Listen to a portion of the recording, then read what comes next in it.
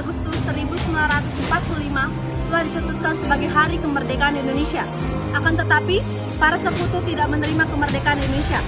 Jauh dari ibu kota Batavia, terjadi sebuah perlawanan yang dilakukan rakyat Surabaya yang dikenal dengan sebutan pertempuran 10 November.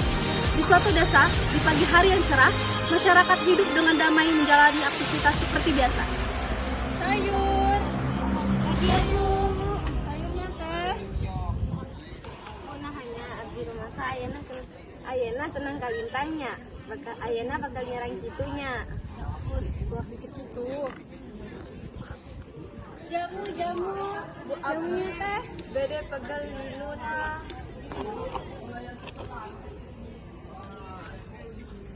Nuhun teh.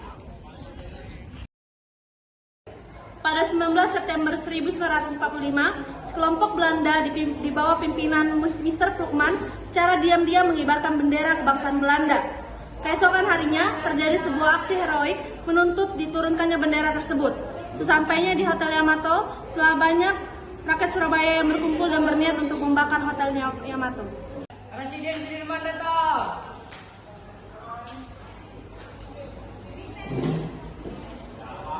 Ayo kita bakar saja Hotel Yamato ini. Benar, biarkan saja Walanda itu kita terpanggang di dalamnya. Nah, saudara-saudara, kita harus bisa menahan marah kita. Tapi presiden mereka telah menginjak-injak wilayah diri kita. Kita harus berpikir dengan tenang dan jernih. Jangan. Kalau kita selalu menghindari kekerasan, kalau beda kita dengan mereka. Kita ini bukan tukang jaga kita mereka. Kita tidak boleh gegabah dalam keputusan. Tenanglah saudara-saudara, kita pasti bisa menurunkan bendera itu. Sekarang kami akan menunggu pihak Belanda. Saya harap saudara-saudara bisa tenang sedikit. Setelah suasana menjadi tenang, rombongan Sudirman pun masuk ke dalam hotel. Sudirman dan Plukman duduk berunding dan Sidik mengawal dari dekat. Sudirman, kembali, silakan menunggu. Apa yang datang ke sini? Kami minta agar bendera kalian diturunkan ke kami juga. Haha, atas dasar apa yang berani memerintah saya?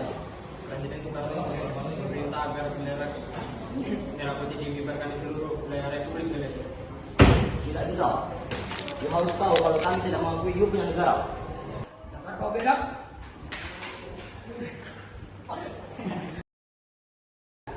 Menyadari mendapatkan tekanan dari arek-arek Surabaya, Malabi menghubungi Presiden Soekarno guna meredakan situasi.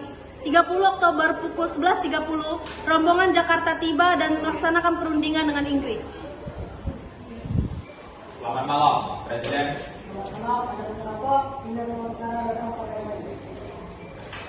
Saya ingin Presiden menyuruh rakyat Surabaya untuk melakukan gencatan senjata. Mengapa tidak pakai Wapres? Semua terasa mungkin jika kalian yang berbicara. Bagaimana jika begini saja? Kita melakukan perundingan untuk menyelesaikan masalah ini. Perundingan pun berjalan cukup alot, namun akhirnya mereka mencapai kata sepakat. Di antaranya, selebaran pamflet dianggap tidak sah dan diadakannya gencatan senjata. Seluruh peserta perundingan berjabat tangan, rombongan Soekarno pun kembali ke Jakarta. Kami sangat menghargai tuan-tuan. Perang pun tak terhindarkan akibat Malabi melanggar janjinya.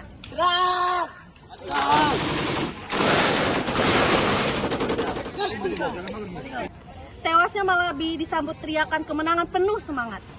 Merdeka! Merdeka! Merdeka! Berita tewasnya Malabi pun terdengar sampai ke kota Sekutu. Hal ini membuat pihak Sekutu marah dan berniat untuk membalas dendam. Tuan, kita menghabiskan Dewan Rakyat Surabaya, Tuan. Kita setelah waktu makan pokoknya tidak ada ilmu kemudian, Tuan. Sedang berlangsung, Tuan. Pak, ya, sehingga Surabaya sangat banyak ente. Terbaca, Tuan. Jabat sana, Kapten. Maijen Manser yang jago perang dunia itu langsung mengambil keputusan untuk melucuti semua orang Surabaya.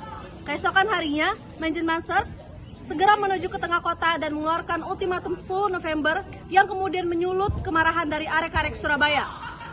Rakyat Surabaya, dengarlah, semua pimpinan dan orang Indonesia yang bersenjata harus melapor dan meletakkan senjatanya di tempat yang telah ditentukan dan menyerahkan diri dengan kehendak di atas. Batas ultimatum adalah 6 pagi, tanggal 10 November 1945. Sementara itu, kesibukan di dalam gubernuran, gubernur lagi sibuk memikirkan serangan agresi sekutu. Bersama dengan itu, datanglah utusan dari sekutu yang mau menawarkan kesepakatan damai.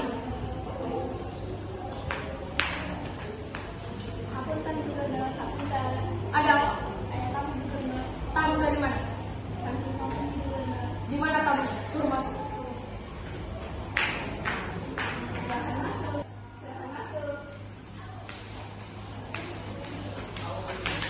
Morning, Gubernur. Morning, Kapten. What happened? Sebelumnya kami minta maaf Tuan Gubernur. Tugas kami untuk mengantarkan surat dari Kapten Brigjen Malabi. Surat apa, Kapten?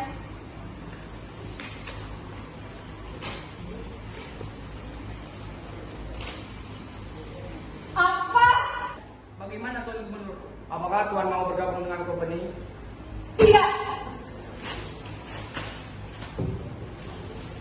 Baiklah, Tuan Gubernur akan tahu akibatnya. Musrifah! Kamu sempatkan kepada seluruh area-area Surabaya untuk melawan setiap agresi penjajah yang mau merebut bumi pertiwi kita. Keesokan harinya, setelah Bung Tomo mengetahui bahwa Inggris telah mengeluarkan ultimatum, ia masih terlihat bimbang tentang keputusan apa yang harus ia ambil. Namun, Hadratus Sheikh berkata pada Bung Tomo untuk berperang saja. Apa yang harus kita lakukan, Kiai? Kamu perang saja, orang barisan kita beri perlindungan.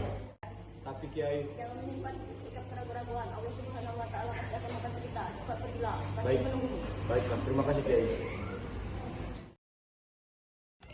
Bung Tomo mengobarkan jiwa arek-arek Surabaya dengan pidatonya yang menggoncangkan Surabaya. Bismillahirrahmanirrahim. Merdeka!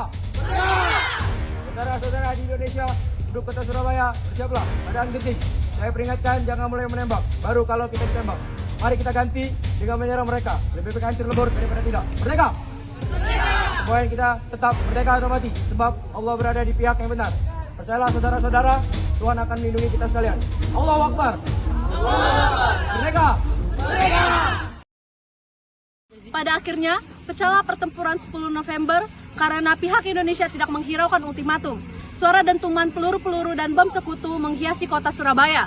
Asap bom menyebar kemana-mana dan pejuang Surabaya terus maju tak gentar dengan para penjajah. Di mana senjata mereka? Di mana? Kami tidak akan menyerahkan Surabaya kepada kalian. Apailah dulu orang yang berapi-api ini. Kurang ajar. Karena kami takut sedang jahat. Pada mulanya, rakyat Surabaya berhasil menekan sekutu. Namun, karena menghadapi senjata canggih, rakyat Surabaya pun kewalahan. Tetapi, akhirnya Surabaya pun takluk dalam waktu 3 minggu. Pada tanggal 30 November 1945, sepanjang mata memandang, bergelimpangan mayat dari ribuan orang terbujur kaku. Dan dalam penaklukan Surabaya ini, ratusan ribu orang menderita dan harus meninggalkan Surabaya. Ayo, marilah kita bersama-sama bersatu dalam sebuah barisan panjang, menunaikan tugas kewajiban kita sebagai putra-putri bangsa.